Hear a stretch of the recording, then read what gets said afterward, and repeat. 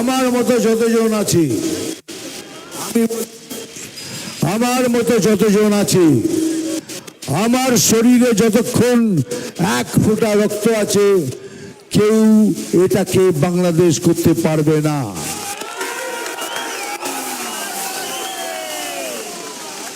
किसी माई के लाल में दम नहीं होगा।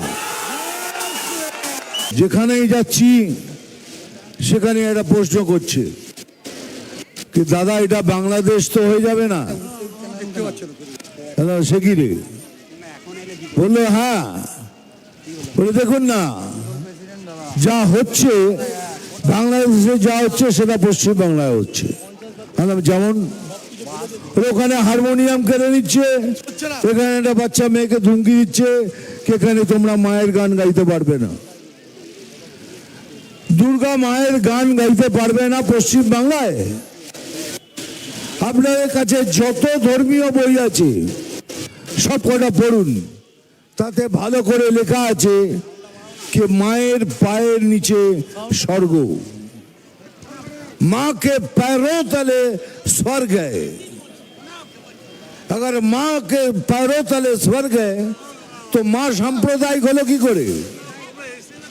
তাহলে দুর্গা মা সাম্প্রদায়িক হলো কি করে?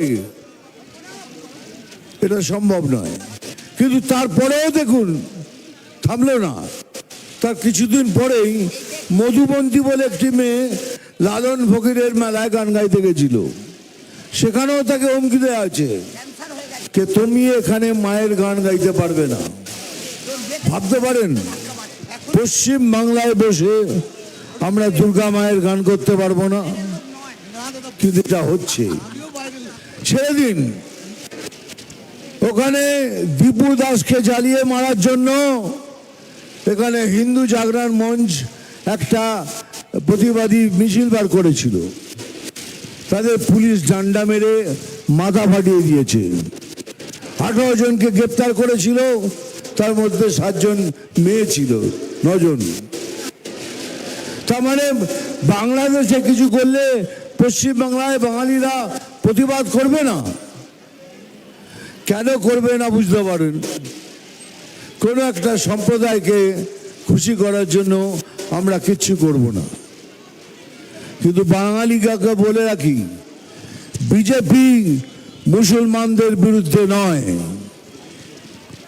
বিজেপি ভারতীয় মুসলমানদের বিরুদ্ধে নয়, বিজেপি বিরুদ্ধে যারা আমাদের দেশে থেকে আমাদের দেশের ক্ষতি করার কথা ভাবে তাদের বিরুদ্ধে আমরা।